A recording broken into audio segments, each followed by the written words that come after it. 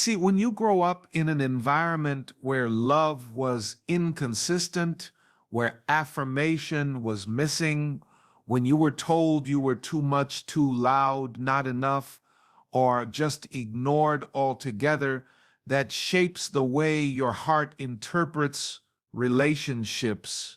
If your father was absent, if your mother was too broken to affirm you, if you never had somebody look you in the eye and say, baby girl, you are valuable, you are enough, you are beautiful just as you are, then you grow up craving that validation. And here's the catch: when you don't receive healthy love early in life, when dysfunction becomes your diet, then when you encounter dysfunction later, it feels normal, it feels like home, it feels familiar. I need you to hear me, daughter. Just because it feels familiar does not mean it's right. Just because you are comfortable with it does not mean it's good for you. But so many women are stuck in this trap. They are not chasing men because those men are good for them. They are chasing them because those men trigger something old, something unhealed, something unresolved inside of them. It's not love you're chasing, it's the recreation of a childhood wound. Now, let me bring it even closer.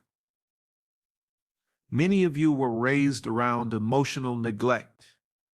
You were there, you were in the house, but nobody really saw you. Nobody slowed down to nurture your heart. Nobody took the time to affirm your worth. So now when a man comes along who is emotionally unavailable, who gives you breadcrumbs instead of a meal, your soul says, I know this. This feels like what I grew up with. And so you chase it, not because it satisfies you, but because it's all you've ever known. And here's the deception: the human heart will confuse familiarity with love. You'll tell yourself, I love him. I can't stop thinking about him. I need him. But the truth is, you don't love him. You are addicted to the dysfunction he represents. It's not love, it's trauma reenacting itself. It's that little girl inside of you still crying out for the love she never received, hoping that maybe this man, even though he acts like you're nothing, maybe if you can get him to choose you, maybe if you can get him to love you, it will finally prove that you are worthy. But let me tell you something, daughter, you were worthy before he even came into the picture. I'm trying to set you free tonight, because some of you keep asking yourself, why can't I let him go? Why do I keep running after him when he treats me so bad? And the answer is because you've mistaken the pain of your past for the promise of your future. You're tied to what feels familiar, but familiar is killing you. Familiar is breaking you. Familiar is keeping you locked in cycle. Let me put it this way. If you grew up in a house where there was no warmth, then when you walk into another cold house as a grown woman, it doesn't shock you. It doesn't feel abnormal. It feels like home. But baby girl, God never intended for you to live in the cold. He intended for you to experience warmth, love, tenderness, reciprocity. He intended for you to be cherished. But as long as you are attached to what's familiar, you will sabotage what's healthy. That's why some of you, when a good man comes along, a man who wants to honor you, value you, love you properly, you push him away because to you it feels strange. It feels uncomfortable. Healthy love feels foreign, but toxic love feels familiar. So you run back to the toxic because it doesn't challenge your brokenness. But listen to me, until you get healed, you will always mistake healthy love for something wrong. And you will keep chasing men who act like you're nothing. This is why healing is not optional. It's mandatory. You cannot just pray it away. You have to do the inner work. You have to confront the little girl inside who is still hurting. You have to say to yourself, I deserved more then, and I deserve more now. You have to give yourself the affirmation you never received. Because until you learn to affirm yourself, you will keep chasing affirmation from men who are not qualified to give it. The truth is, some of these men don't even have the capacity to love you. It's not that you're not lovable, it's that they are broken themselves. And you're trying to get water out of an empty well. And because you are used to empty wells, you keep coming back, hoping maybe this time the well will be full. But daughter, I'm here to tell you, you can die of thirst waiting for a dry well to produce water. At some point, you've got to say, I cannot keep going to the same place that keeps leaving me empty. Listen to me. When you finally heal, familiar dysfunction will no longer attract you. You will see it for what it is. You will say, no, I've been down that road before and I know where it ends. I don't belong there anymore.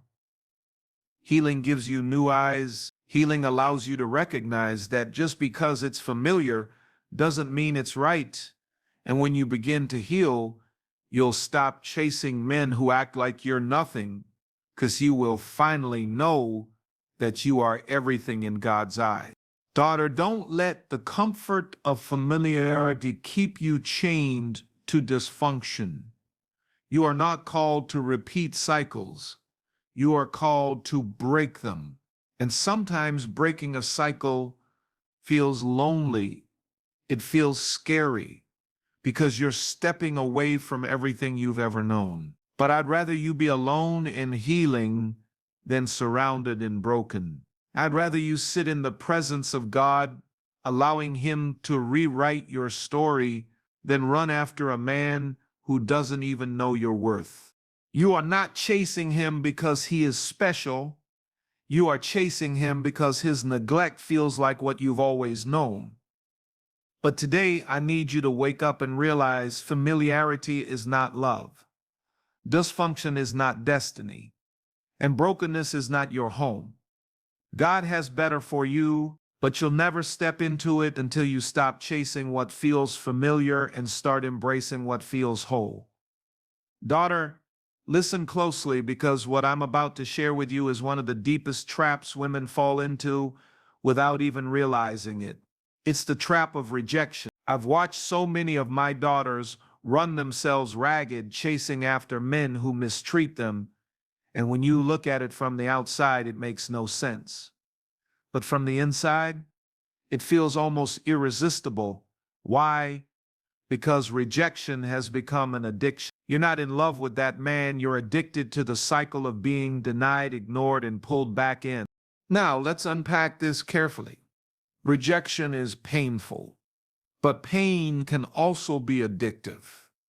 Some of you have wired your hearts to believe that if you can win over the man who rejects you, then somehow that will prove you're worthy. Every time he pulls away, something inside of you rises up that says, I've got to show him I'm valuable. I've got to prove to him I'm the one. And so the chase begins. But here's the truth. You're not chasing love, you're chasing validation. See, when a man gives you a little attention and then withdraws it, it creates an emotional roller coaster inside of you.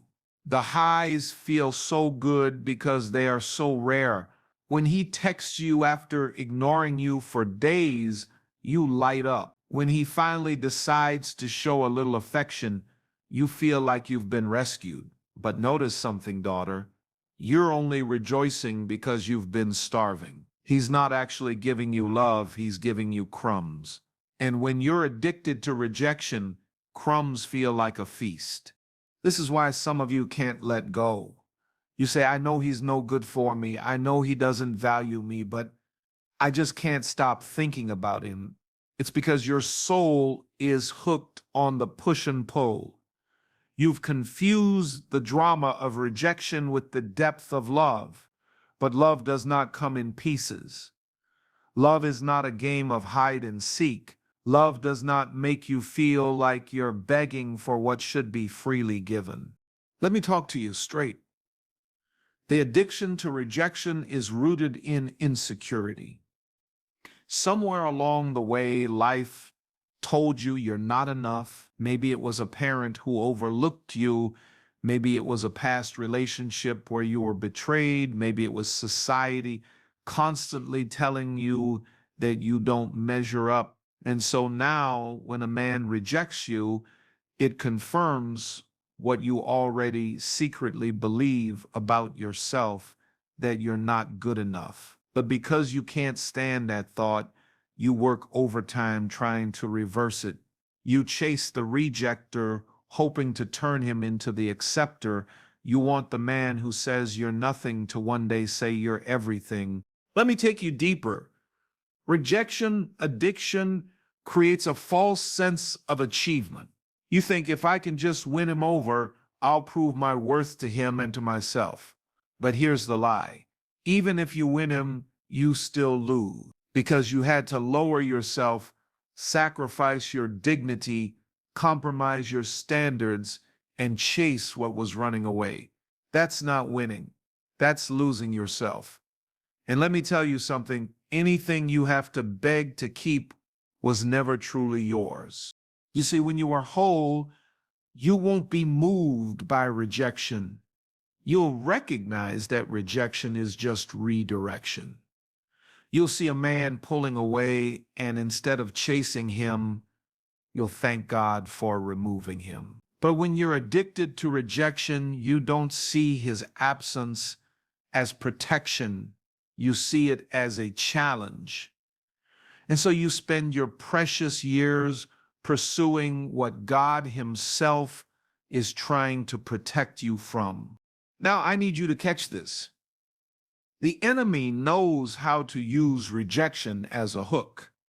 He knows that if you grow up craving acceptance, he can send a man into your life who will string you along just enough to keep you hooked, but never enough to fulfill you. And you'll keep running after him thinking, if I try harder, if I love harder, if I give more, maybe he'll finally see me. But the truth is, his rejection is not about you, it's about him. He doesn't have the capacity to value you, and no amount of chasing can change that. Daughter, I want to break this cycle off of your life. You are not supposed to be addicted to rejection. You are supposed to be addicted to love, real love. And real love looks like consistency, like peace, like reciprocity. Let me speak to that spirit of addiction. Just like a drug, rejection keeps you coming back for another hit. You tell yourself, this is the last time. I'm done with him. I know my worth. But then your phone buzzes at 2 a.m. and he says, I miss you. And suddenly you're right back in the cycle because you're not addicted to him.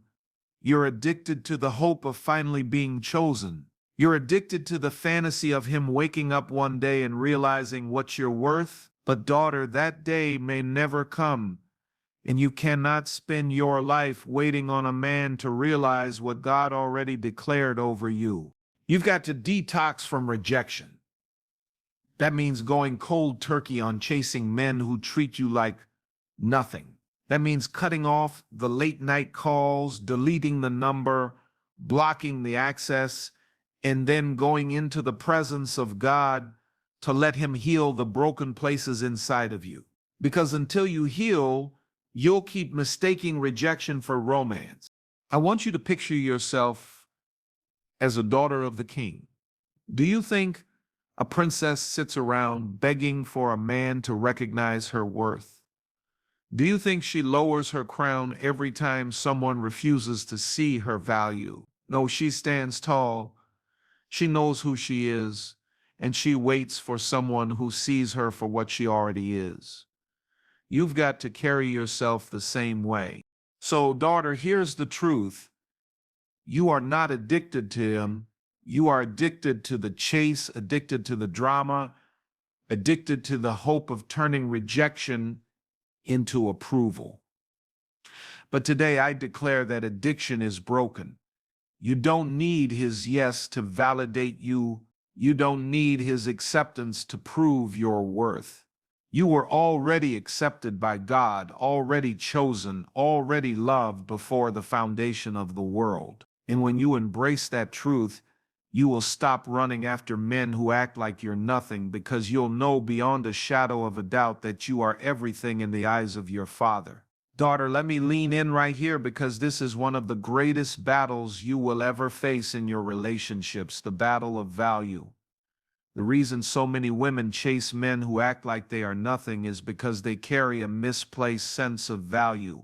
They don't know who they are. They don't understand what they're worth. And when you don't know what you're worth, you'll always settle for less than what you deserve. See, when a woman doesn't have a revelation of her own value, she will overvalue him and undervalue herself. She will put him on a throne that he has not earned, while she sits at his feet as if she is unworthy. And this is why some of you are exhausted, worn out, and broken down. You've been giving queen energy to a man who doesn't even know how to treat himself like a king. You've been pouring out like a fountain into a bucket with holes. You've been trying to prove your worth by service, by sacrifice, by submission to a man who doesn't even recognize the treasure God placed in you.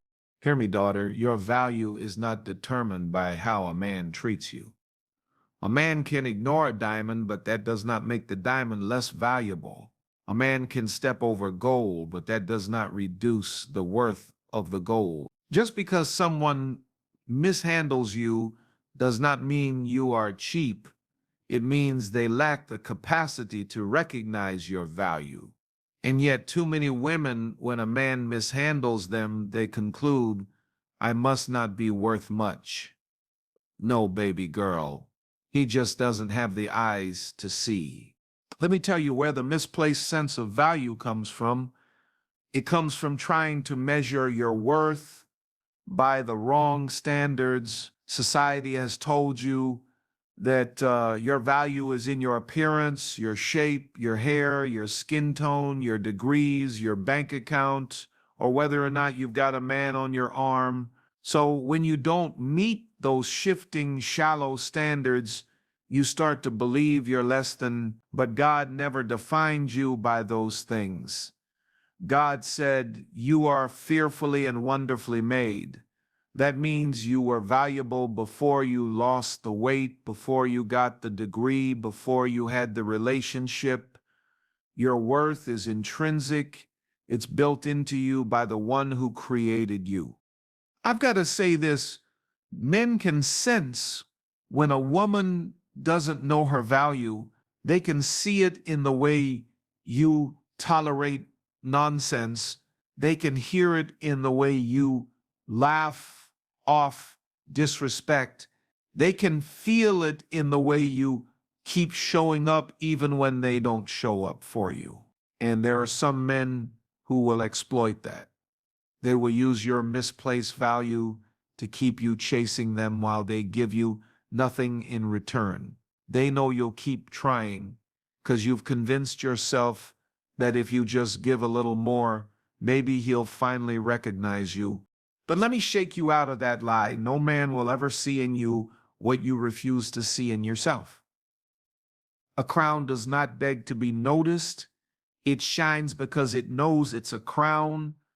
And when you know your value, you stop auditioning for roles in men's lives where you were never meant to perform. You stop lowering your standards just to be chosen.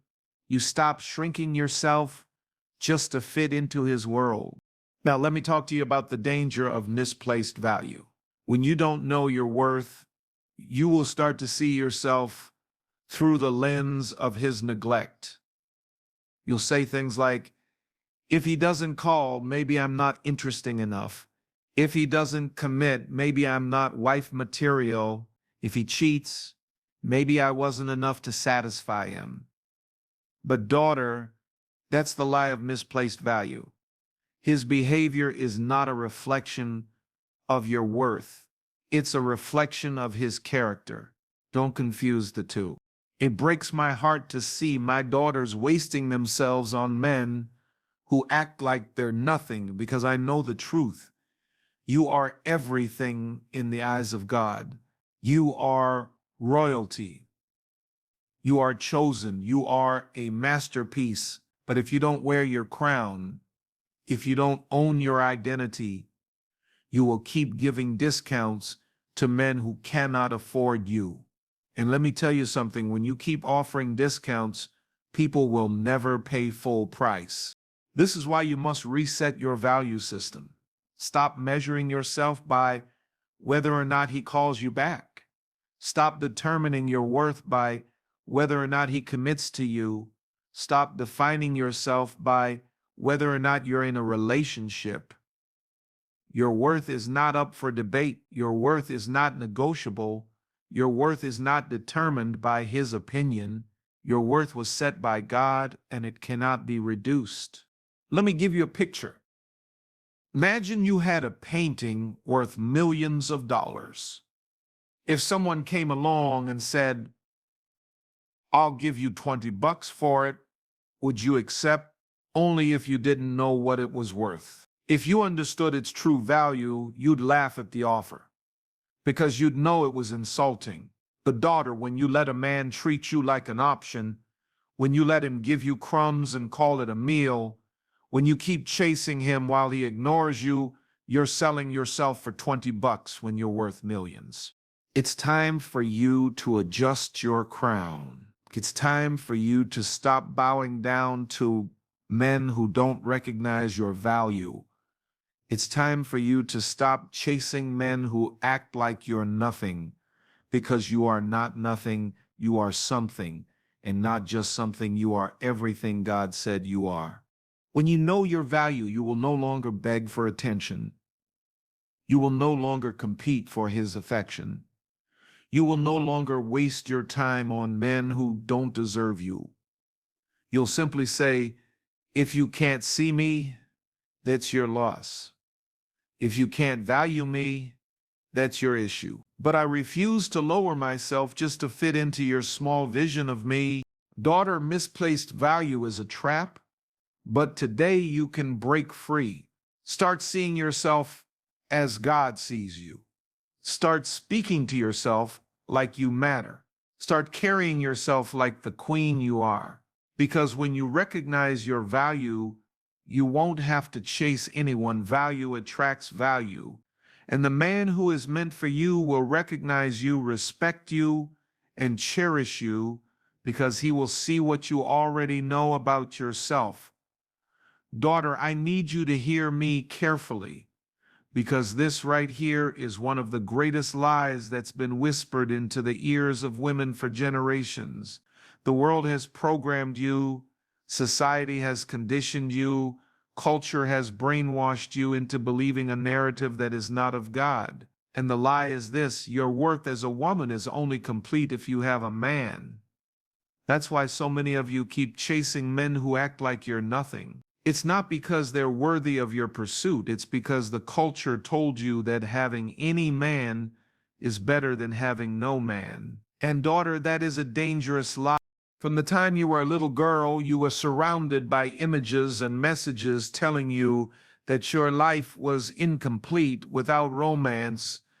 Every movie, every storybook, every song painted the picture that you were a damsel waiting for a man to rescue you. The princess wasn't valuable until the prince showed up.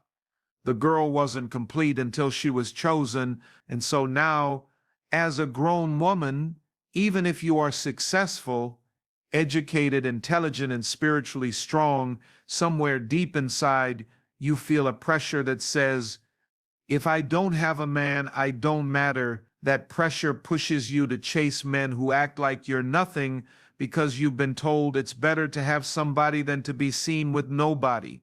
But hear your spiritual father. A man does not validate your existence. A relationship does not establish your worth. You were complete before he ever walked into your life. The Bible says you are fearfully and wonderfully made. That's not halfway made. That's not incomplete. That's whole.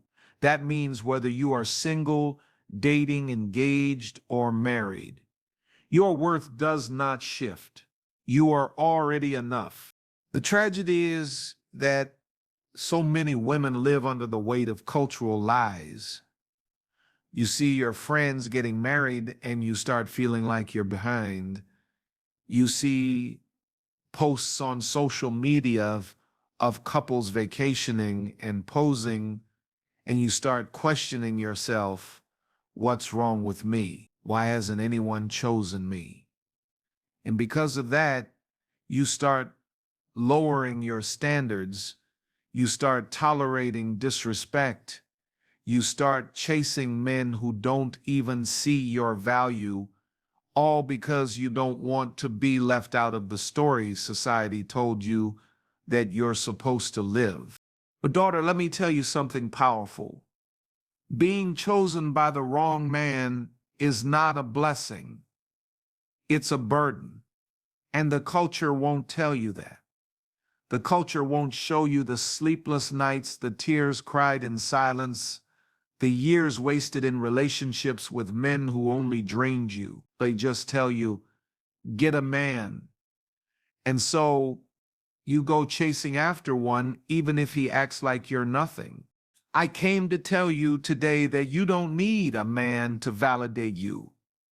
You don't need a man to complete you. You don't need to run yourself into the ground trying to fit into a timeline somebody else created. You are already validated by the one who made you.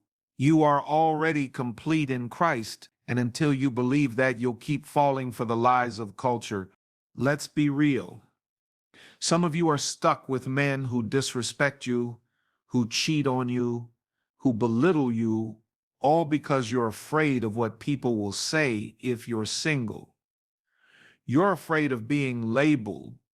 You're afraid of being misunderstood. But daughter, I would rather you be misunderstood and free than celebrated and trapped.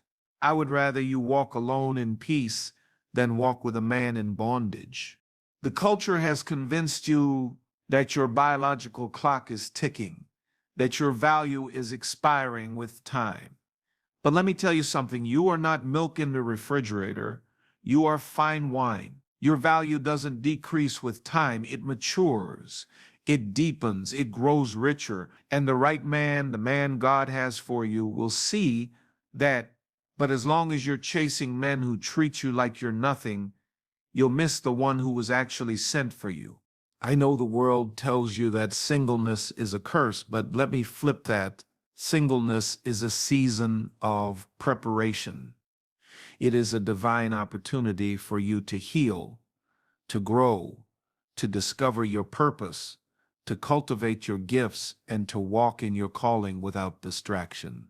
Don't let the culture rob you of that season by making you desperate. Don't let the whispers of the world push you into the arms of a man who doesn't honor you. And let me go even deeper. Some of you were raised in homes where you saw your mothers sacrifice everything just to say they had a man. Maybe you saw her tolerate abuse, disrespect, or neglect because she believed that being alone was worse than being mistreated. And without realizing it, you've inherited that mindset. You told yourself, at least if I have him, I'm not alone. But let me correct that thinking. You can be in a relationship and still be lonely. You can share a house, a bed, even a last name, and still feel unseen, unheard, unloved. So don't let the fear of loneliness drive you into counterfeit connections. Daughter, culture will lie to you, but truth will set you free. The truth is this: you are valuable with or without a man.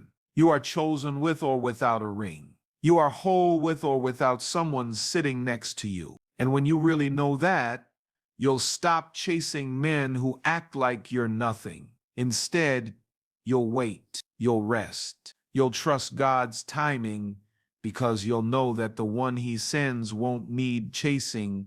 He'll pursue you, honor you, and recognize the treasure you are. So I want to break this cultural lie off your life tonight. You are not incomplete. You are not running out of time. You are not behind.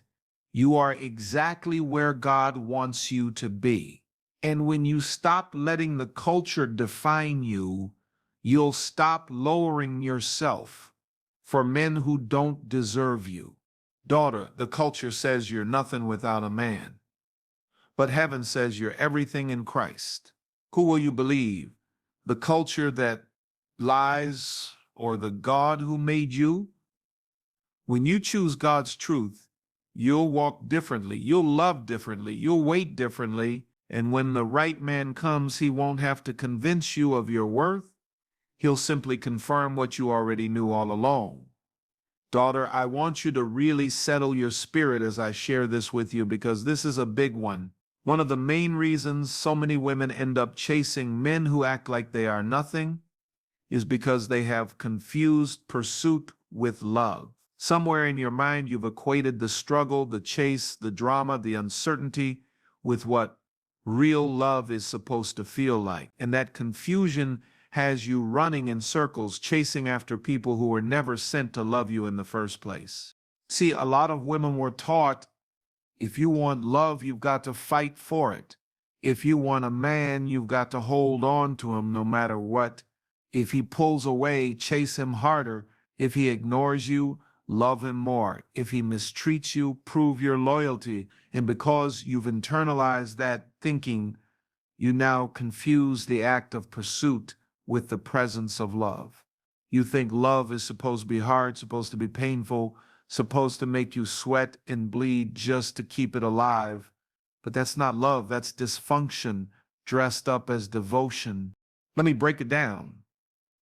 Real love is reciprocal. Real love is mutual. Real love is two people coming together, both pouring in, both investing, both committed to making it work. Real love doesn't leave you feeling like you're the only one giving, the only one sacrificing, the only one trying. When love is real, you don't have to chase, you don't have to beg, you don't have to prove yourself. Real love recognizes you and values you without you having to exhaust yourself just to earn it. But when you confuse pursuit with love, you'll spend your entire life running after people who keep running away. You'll keep trying to convince yourself that the harder you fight for him, the more it must mean you love him. But hear me, daughter. Love is not measured by how much you can suffer. Love is not proven by how much disrespect you can endure. Love is not validated by how far you're willing to chase someone who has no desire to be caught. Let me take you deeper. The reason this confusion exists is because so many women were raised on broken examples of love. Maybe you saw your mother chasing your father, crying over him, begging him to come home. Maybe you watched women in your family tolerate abuse and then say, that's just love, baby. You've got to fight for it. Maybe society itself has romanticized the idea of struggle, making you think that if you're not crying, hurting, and proving yourself, then it must not be real love. But daughter, that is a lie from the pit. God's design for love was never one-sided. God's design was never for you to be running while he's standing still. The Bible says two are better than one. That means both parties moving together, both parties carrying the load, both parties building something strong. If you're doing all the running, all the building, all the forgiving, all the chasing, that's not partnership. That's slavery. That's bondage. That's you mistaking pursuit for love. And let me say this plainly. Some men will intentionally keep you chasing them because they know as long as you're chasing, you're distracted from noticing they're not giving you anything. They'll breadcrumb you with just enough affection to keep you hopeful. but never enough consistency to make you secure. And because you've confused pursuit with love, you'll interpret their absence as a challenge to love them harder instead of a warning to walk away. Daughter, love is not a game of hide and seek. If you have to go looking for him, begging for his time, pleading for his affection, that's not love. That's manipulation. Love is not supposed to feel like you're chasing a ghost. Love is supposed to feel like peace. It's supposed to feel like safety. It's supposed to feel like two people walking side by side, not one person dragging the other along. I need you to ask yourself some real questions. Why am I chasing him? Why do I feel the need to prove myself to someone who doesn't pursue me? Why am I mistaking my desperation for devotion? If he loved you, truly loved you, you wouldn't have to question it. You wouldn't have to chase it. You wouldn't have to keep convincing him to see you. Love is not supposed to confuse you. It's supposed to clarify things. Some of you are running behind men who don't even want to be caught. They enjoy the chase because it makes them feel powerful. They enjoy watching you try because it makes them feel desired. But daughter, your purpose is not to inflate a man's ego while your soul shrinks in the process. You are not designed to be a chaser. You are designed to be pursued, cherished, valued. When a man truly sees your worth, he won't let you do all the running. He will pursue you because a real man knows that love is about pursuit, but not on one side. It's about mutual pursuit, both parties investing. Let me tell you this. Real love will not exhaust you. Yes, relationships take work, but that work should be shared. The load should be mutual. You should not feel like you're carrying the entire weight on your shoulders while he's sitting back watching you strain. If love is draining you more than it's sustaining you, it's not love. It's confusion. And God is not the author of confusion. Daughter, I need you to stop confusing the chase with love. You are not proving anything by running after him. You are only proving that you don't yet know your worth. Because when you finally recognize your value, you'll stop running behind anybody who cannot see it. You'll say, if you don't want me, then you're not the one for me. If you won't pursue me, then you're not qualified to have me. I am not going to chase you down just to prove I deserve to be loved. Here's the truth. The right man won't require you to run after him. The right man will come running to you because he'll recognize the treasure God has placed inside of you.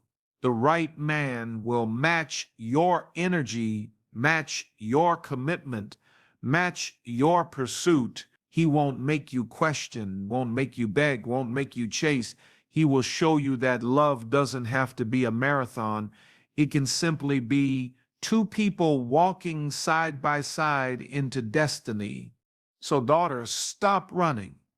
Stop exhausting yourself. Stop confusing the struggle with love.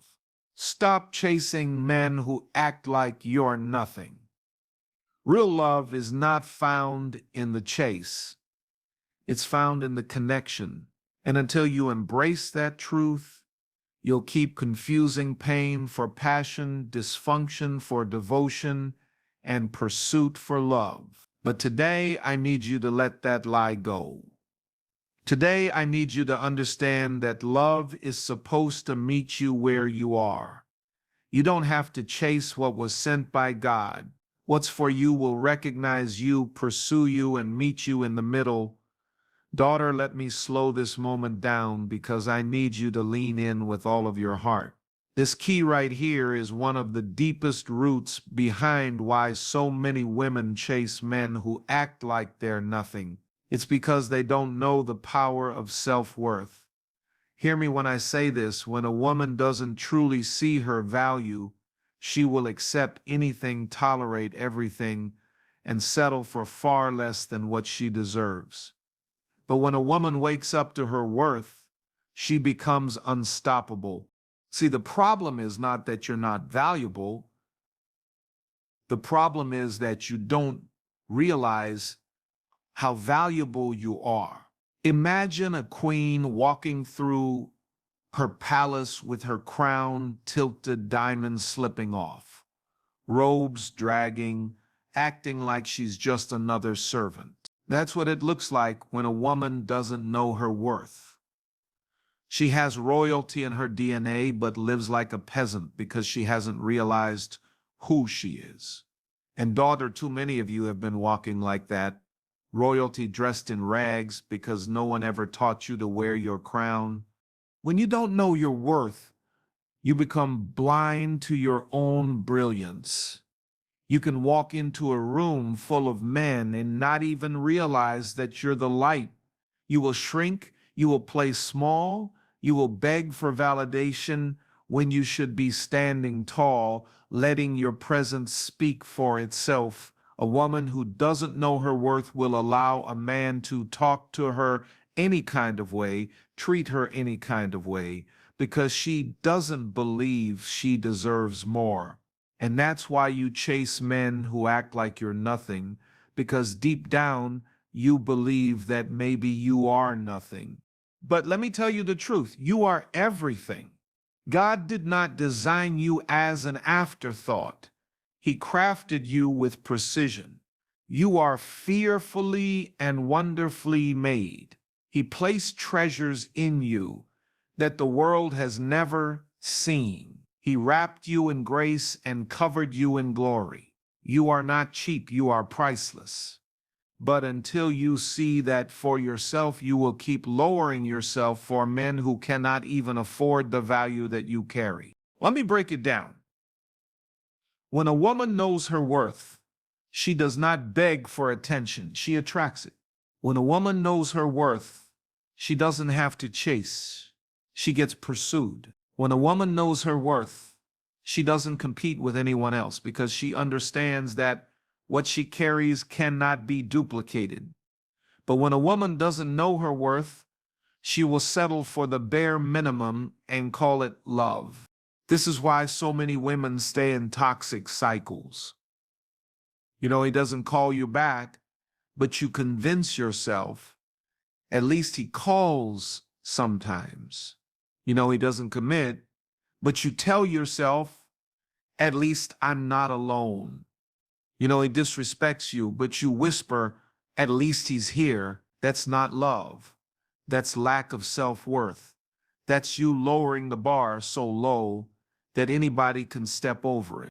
Daughter, you've got to raise your standard. You've got to say to yourself, I am a daughter of the King. I am worthy of honor. I am worthy of commitment. I am worthy of consistency. If you cannot give me that, you cannot have me. That's the language of a woman who knows her worth. But as long as you keep tolerating nonsense, you're telling the world that you don't value yourself, and people will always treat you the way you treat yourself. Let me take you even deeper.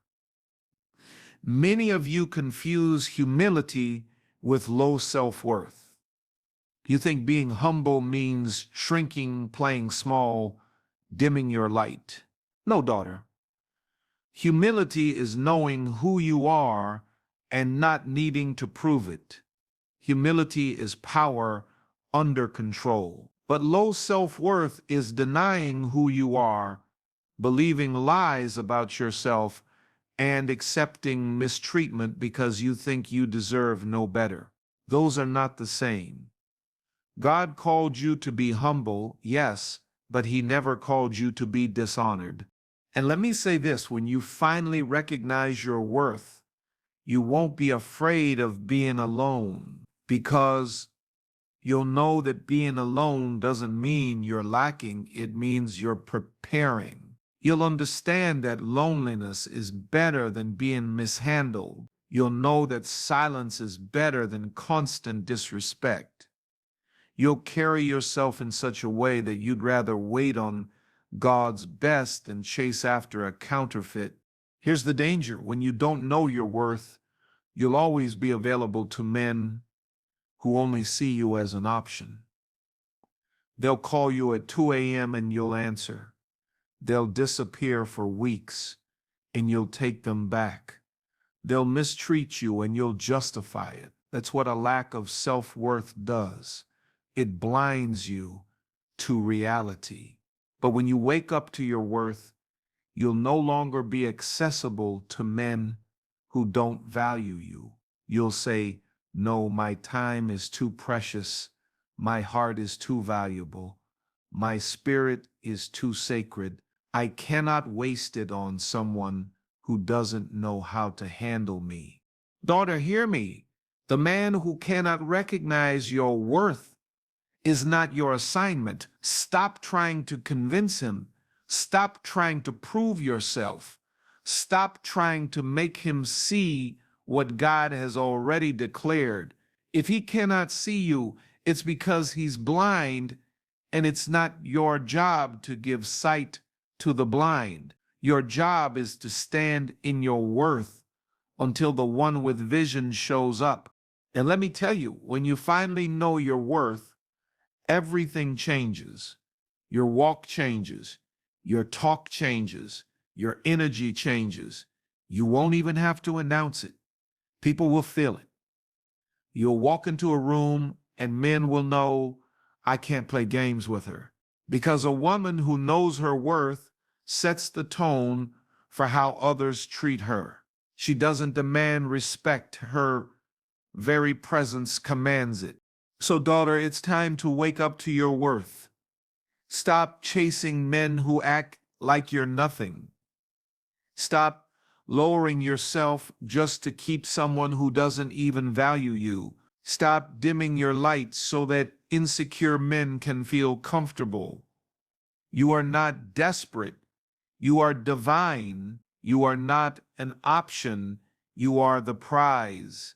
You are not second best. You are chosen. And when you finally believe that, you'll stop running behind those who act like you're nothing, because you'll know in your soul that you are more than enough. Daughter, fix your crown. Look in the mirror and remind yourself, "I am valuable. I am worthy. I am enough. I will not beg to be seen. I will not chase to be loved. I will not settle to be chosen. I am a queen, and I deserve to be treated like one." That is the power of self-worth. And until you embrace it, you'll keep running after what was never meant for you.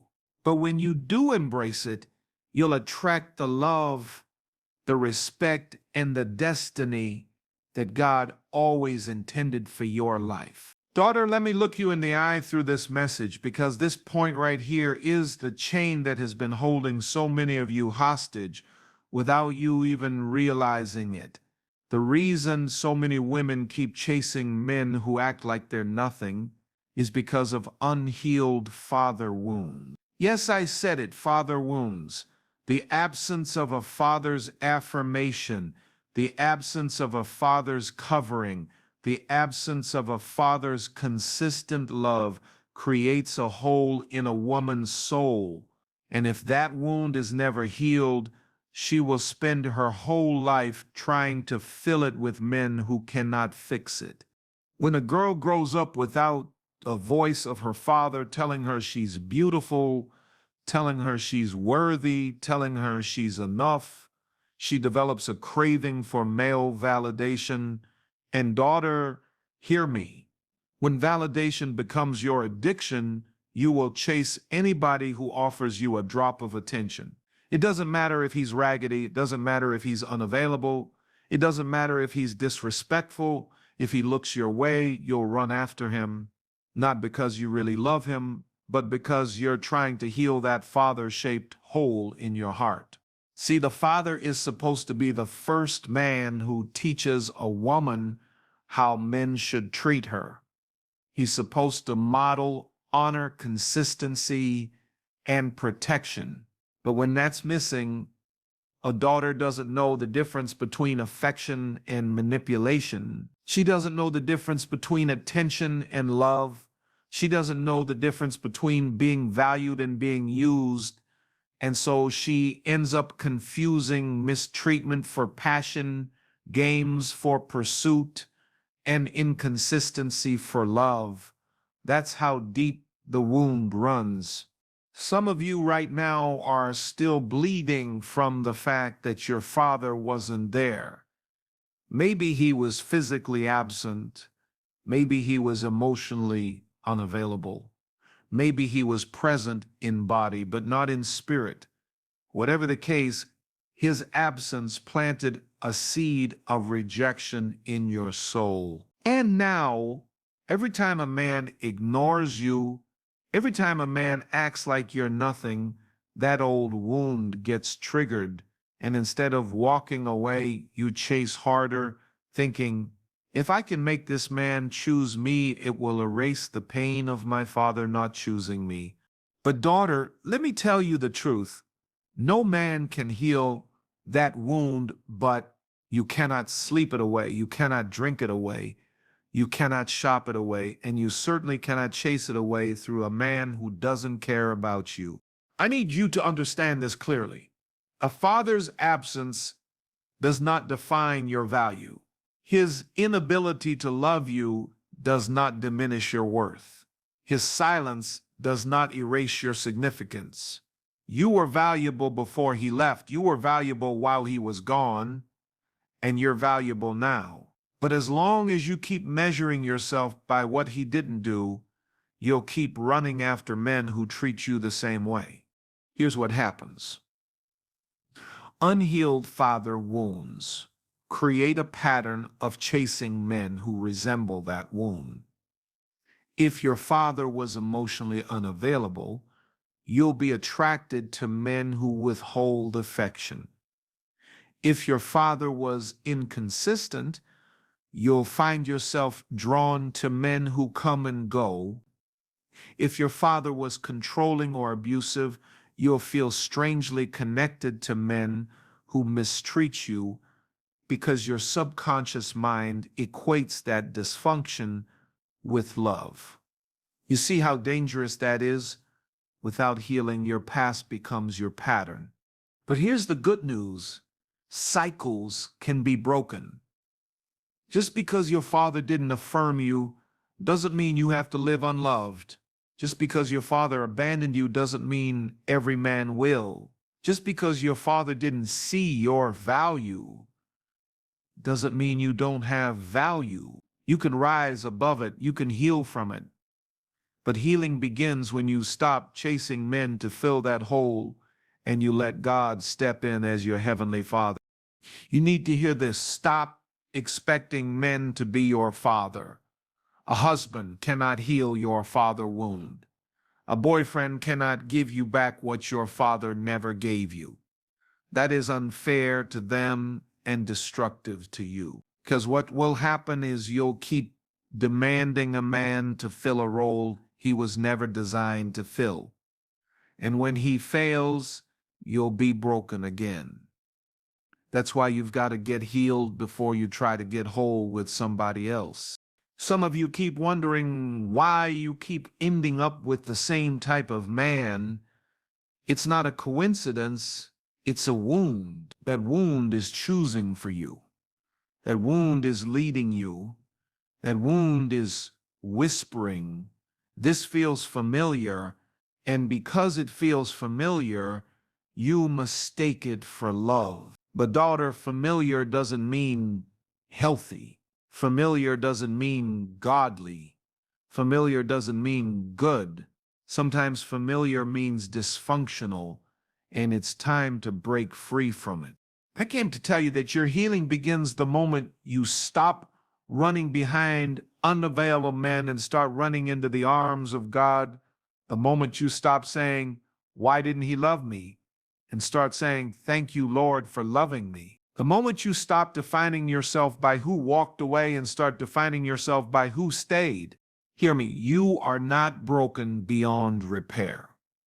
You are not destined to keep repeating this cycle. You are not forever tied to the mistakes of your father. You can heal. You can rise. you can be made whole. But the first step is admitting that the wound exists.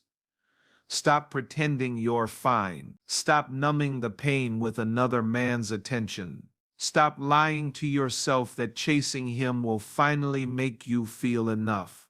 Healing begins when you say, Lord, this hurt me. Lord, this broke me. Lord, I need you to put me back together. And when you do that, something powerful happens. You begin to see yourself differently. You stop begging for love because you realize you already have it in abundance from your Father in heaven. You stop chasing men who act like you're nothing because you finally know you are everything to God. You stop settling for crumbs because you realize you are seated at the King's table. Daughter, listen to me. Your father wound may explain your past, but it does not have to dictate your future. You don't have to keep chasing after men who treat you like nothing. You can break the cycle. You can heal the wound. You can rise up as the queen you were born to be. But it starts with letting God be the father you've always needed. When you do that, your whole perspective shifts. You won't feel desperate anymore. You won't feel incomplete anymore. You won't feel unworthy anymore. You'll walk in confidence. You'll stand in dignity. You'll wait in patience. And you'll know in your heart, I am not chasing men to fill a void. I am whole. I am loved. I am complete. That's the power of healing the father wound. And daughter, until you do, you'll keep running after men who act like you're nothing. But the moment you let God heal you, you'll stop running after them and you'll start walking in the fullness of who you truly are. Daughter, I need you to lean in close right here because this point is critical. One of the main reasons so many women keep chasing men who act like they're nothing is because deep down inside they have tied their value to the chase itself. Somewhere along the way, the enemy convinced you that if you can just win over the man who doesn't want you, that will prove you're finally enough. But hear me, your worth is not determined by who you can catch, but by who created you. See, this is what I've noticed. When a woman doesn't know her value, she thinks the chase makes her valuable. She thinks that if she can convince a man who ignores her, if she can get the attention of the man who plays games, if she can finally get the commitment of the man who's been running, that's when she'll feel validated. It's almost like her self-esteem has been tied to the challenge. But daughter, your life is too precious to waste proving yourself to somebody who never even deserved access to you in the first place. I need you to really sit with this. If a man treats you like you're nothing and you're still chasing him, that means you're subconsciously agreeing with a lie that you have to earn love. Somewhere along the way, you came to believe that love is not freely given, that it has to be fought for, worked for, begged for. That's why you'll exhaust yourself, crying, calling, texting, showing up, doing the most, because you believe that if you work hard enough, he'll finally recognize your worth. But baby girl, love that you have to earn is not love, it's slavery. Daughter, the enemy uses this cycle to keep you trapped. Because as long as you're running after a man who doesn't want you, you don't have the time or the clarity to receive the man God sent for you. As long as you're chasing rejection, you can't recognize true affection. As long as you're pouring out all of your energy on somebody who depletes you, you won't have anything left for the one who wants to pour into you. That's the strategy to keep you bound to the chase so you never step into your destiny. And let me tell you what happens to the soul of a woman who's addicted to the chase. You start to confuse rejection with worthiness. You start to think that the harder it is, the more valuable it must be. That's why some women run from healthy men, because healthy feels too easy, healthy feels unfamiliar. A man who actually values you doesn't give you the thrill of pursuit that your brokenness craves. And so instead of embracing peace, you reject it and you chase dysfunction because it feels like home. Let me put it like this. If you grew up believing love was supposed to hurt, then pain will feel like passion to you. If you grew up believing you had to work for attention, then indifference will feel like opportunity. If you grew up believing that you weren't enough, then every unavailable man will feel like a challenge you have to win.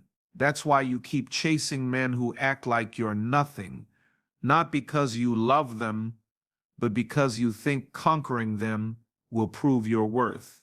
But daughter, let me liberate you tonight. Your worth was never meant to be proven. It was meant to be embraced.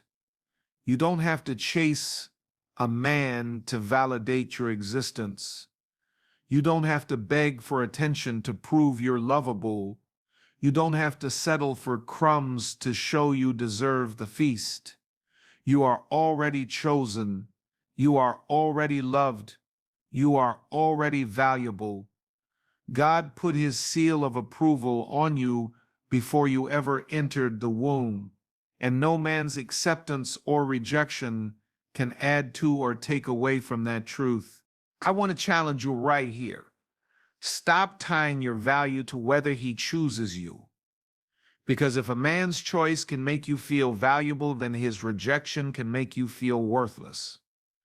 And that's too much power to put in the hands of flesh and blood. Only your Creator gets to define you. Only your God gets to determine your value. Only your Father in heaven has the authority to say who you are. And he has already declared you are fearfully and wonderfully made. You are the apple of his eye. You are more precious than rubies. That's not dependent on a man's text, a man's ring, or a man's attention. That's eternal truth. Daughter, you need to hear this clearly. The chase is a trap. Every time you run after a man who acts like you're nothing, you are reinforcing the lie that you are nothing without him. That's why you feel emptier every time he rejects you again. That's why you feel broken every time he ghosts you. That's why you feel sick every time you wake up and realize you gave more of yourself to a man who gave you nothing in return. The chase is designed to drain you until you no longer recognize your own reflection. But here's the good news: you can stop running. You can break free. You can choose today to step out of the cycle. You can decide right now, I will not chase anyone who does not recognize my worth. I will not beg for love. I will not lower myself to prove myself. I am enough as I am. And when you make that decision, something shifts in your spirit. You stop looking desperate. You stop feeling anxious. You stop compromising, because you finally realize, if I have to chase it, it's not mine. If I have to beg for it, it's not for me. If I have to lose myself to keep it, it's not worth having. Listen to me, daughter. A queen does not chase, she attracts.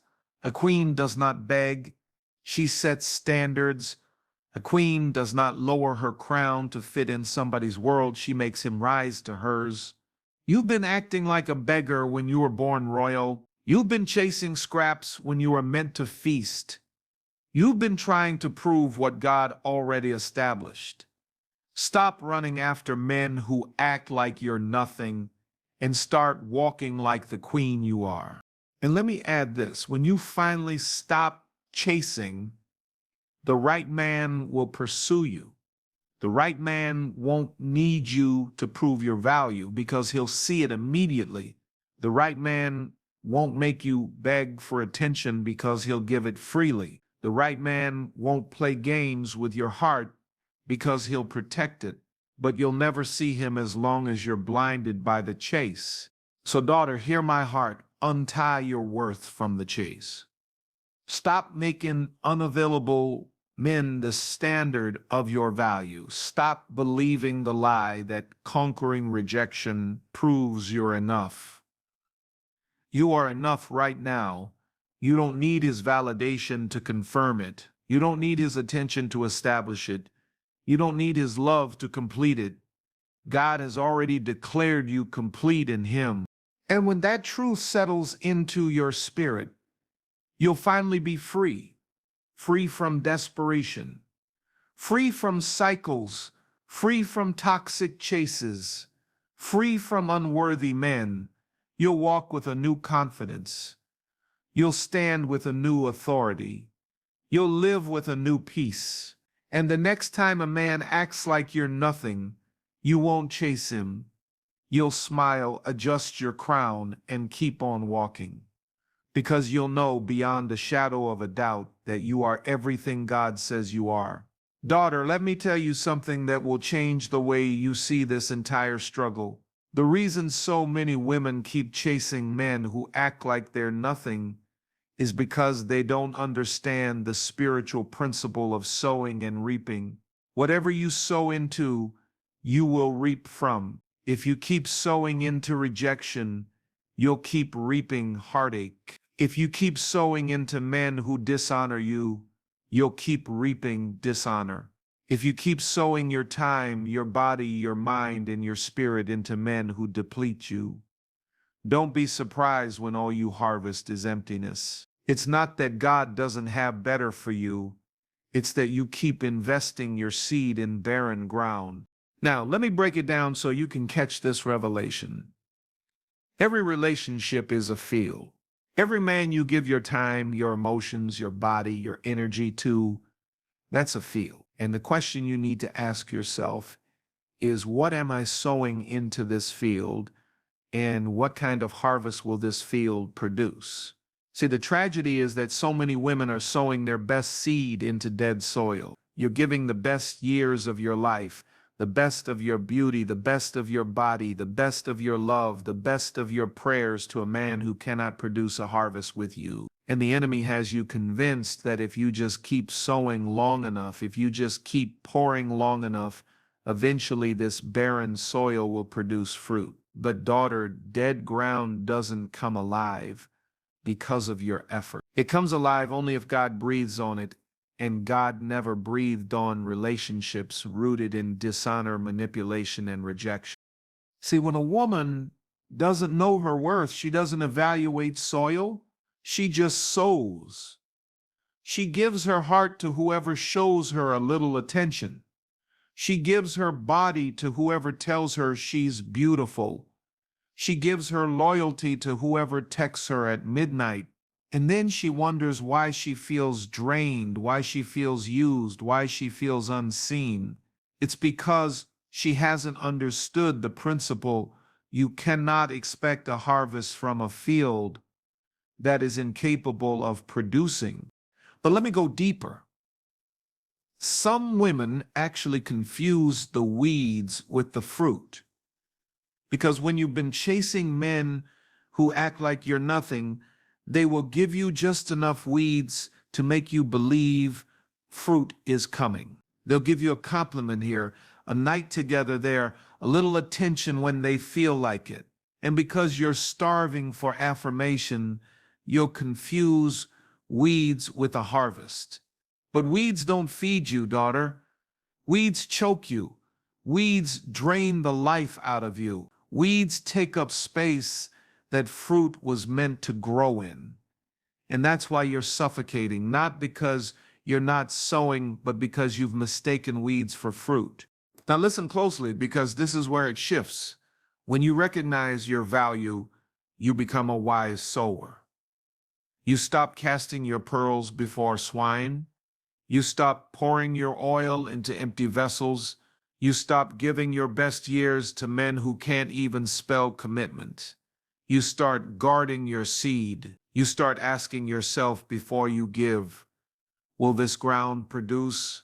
Will this man multiply my love, or will he waste it? Will this relationship grow me closer to God, or will it pull me further away? And when the answer is wrong, you don't sow there. You walk away with your seed still intact, your dignity still intact, your peace still intact. Let me paint this picture for you. Imagine a farmer who keeps planting corn in concrete. Every year, he pours his time, his money, his sweat into breaking ground, putting seed in, watering, hoping something will grow. Every year the sun rises and the rain falls, but the concrete never produces. How foolish would it be for that farmer to keep repeating the same cycle, expecting different results? That's what it looks like when you keep chasing men who act like you're nothing. You're planting into concrete.